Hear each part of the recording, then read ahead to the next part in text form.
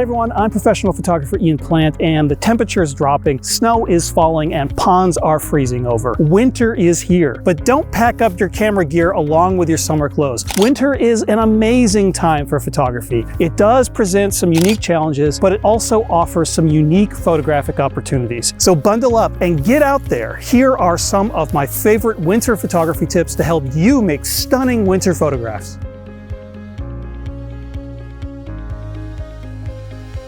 Light is always important, but especially when you're making winter photographs. Snow and ice are very reflective and they will take on the color of the light. So if you're shooting on an overcast day, you're going to get gray snow. It's just not going to look as attractive as if you're shooting with really great colorful light. If you have a gorgeous sunrise or sunset, then all of that beautiful color is going to be reflected down below on the winter landscape and it's going to take on the same color. I also like to shoot on a sunny day when there's a mix of shadow and light. It really creates definition in the winter landscape and you can get a lot of interesting textures and patterns. On a sunny day, anything that's in shadow is going to take on a blue tone because it's going to be illuminated primarily from light reflecting from the blue sky above. So when you're setting your white balance, make sure to preserve those blues, especially if you're shooting around sunrise and sunset, when anything that's in the light is going to have that beautiful golden color. You're going to be able to creatively juxtapose the cooler tones with the warmer colors, allowing you to create beautiful and colorful winter images.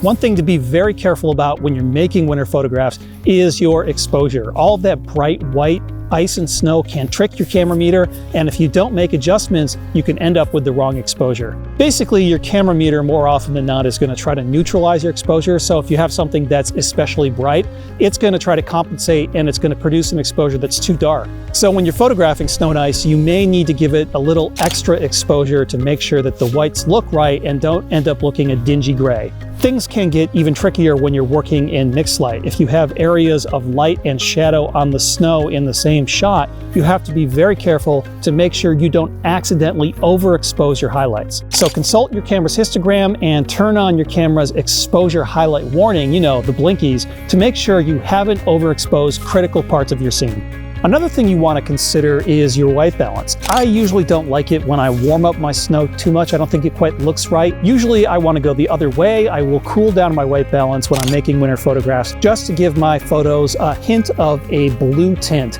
because I feel that this imparts a wintry mood.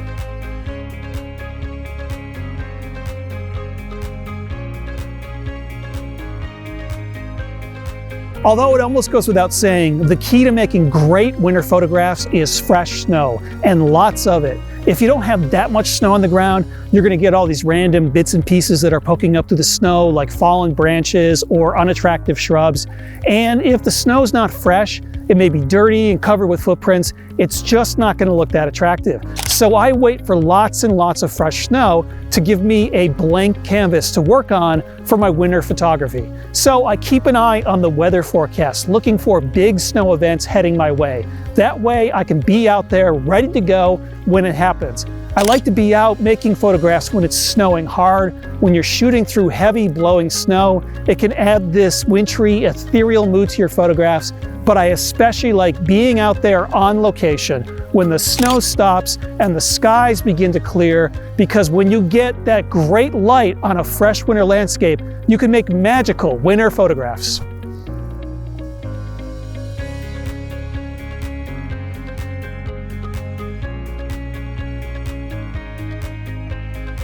Winter is a great time for night photography. On clear, cold nights, you're probably going to see the stars better than any other time during the year. Also, if you're far enough north, you might be lucky and get a glimpse of the aurora borealis, the northern lights dancing across the night sky. This is an amazing time for photography. You just want to make sure that you dress very, very warm because you might be out there in the cold for a long period of time. Bring lots of warm coffee and bring some friends to hang out with, because otherwise you might get really bored and lonely.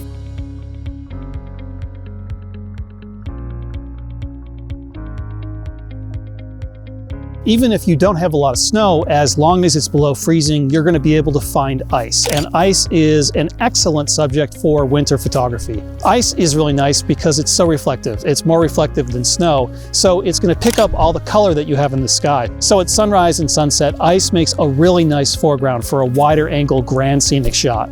Ice can also make a great subject in and of itself. You can often find great patterns and textures in the ice, and sometimes you can find things trapped in the ice like bubbles or maybe fallen leaves after autumn. These can make really wonderful subjects for winter photography.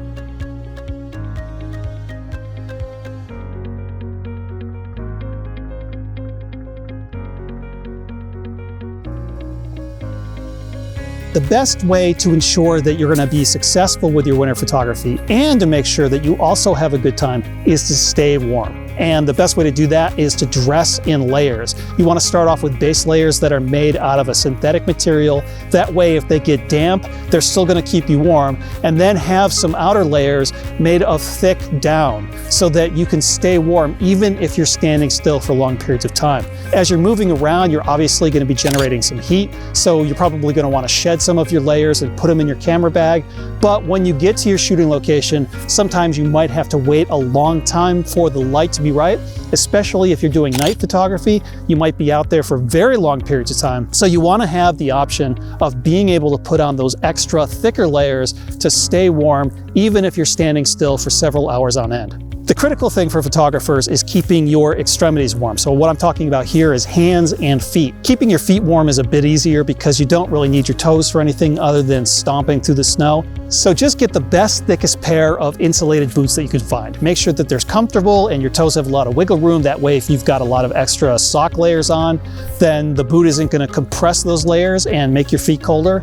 And also make sure that they're comfortable to walk around in. If you have a pair of boots that is really well insulated and you have a lot of hiking to do, your feet might heat up a lot, but that little bit of discomfort is probably worth it because you want to make sure that you can be on location and be out there for long periods of time without your toes getting cold. And that is going to make you a happier photographer, which will make you a more successful photographer.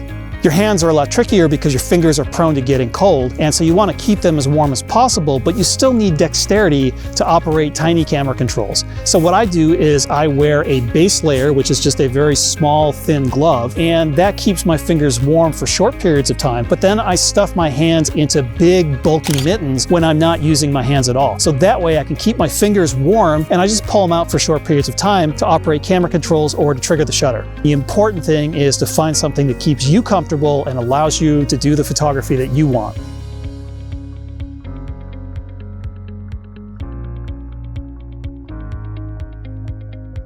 In terms of protecting your gear from the cold, there's basically 3 things that you need to be worried about. First of all, battery drain. Most modern lithium-ion batteries actually handle cold weather really well, but if you find that the cold is draining your batteries, then you want to bring plenty of spares, and you want to keep your batteries when you're not using them inside your jacket in a warm pocket, and only take them out and put them in the camera when you're actually using them. That's going to minimize the amount of battery drain. When you keep those batteries warm, they're going to last a lot longer. The second thing you need to worry about is the possibility of your shutter freezing, open or close. And this typically only happens if it's really cold out and if there's some moisture in the air. But I have had my shutter freeze on a few occasions, and the best thing you can do is to just put your camera in a warm place, like inside your jacket or in a warm car, and give it a few minutes to warm up. The final thing you need to worry about is condensation forming on your gear when you transfer it from a cold outside to a warm interior space like a warm car or your hotel room. Usually what happens is your lenses fog up if you take that cold equipment and bring it into the warm room. And the best way to avoid this, you don't have to do anything fancy, just make sure you put all of your camera gear in the camera bag before you go inside. And then don't open your bag right away. Let it warm up gradually to room temperature. So maybe about half an hour or an hour later, you can open up the bag, your gear will have warmed up, and you should avoid any condensation issues.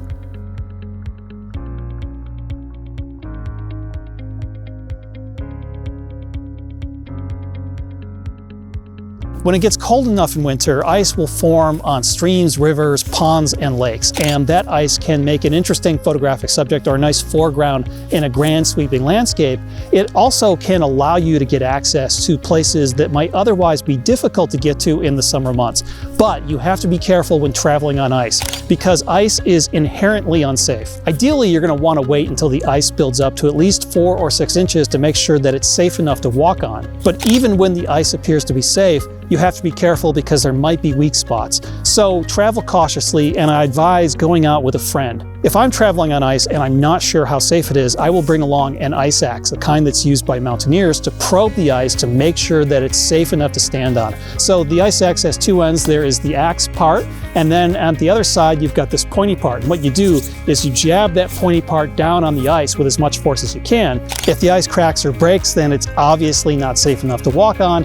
But if the ice holds, if there's no cracking that occurs, then it's probably safe enough to support your weight. Even if you have an ice axe, you want to be cautious to the point of paranoia when you're crossing over on ice, especially if that ice is over deep water, because a plunge into cold winter waters, the shock and hypothermia could very quickly kill you. So you want to be exceptionally careful. It's best not to go out alone. And what I often do is I dress for the possibility of going into the water. So sometimes I will wear a lot of nice warm layers and then put on a dry suit, the kind that kayakers use in winter. That way, if I go in, I know I'm going to stay warm and dry. I can always use the ice axe to get leverage to help pull myself out of the water, and that way I can stay safe. The safest way to cross the ice and to get to the edges of the ice where the photography might be best is to use a drone. With a drone, you never have to worry about falling into the water. You can safely get to areas of the ice that you'd never be able to get to on foot. You can get to the edges of an ice pack or fly over the ice floes of a pack that's breaking up. These are shots that would be otherwise impossible, but with a drone, not only are they completely safe, they're also easy to get. Well, there you have it. These tips will allow you to make amazing winter photographs. Stay tuned for more great photo tips, and don't forget to subscribe to Shutter Monkeys TV here on YouTube. I'm Ian Plant, and thanks for watching.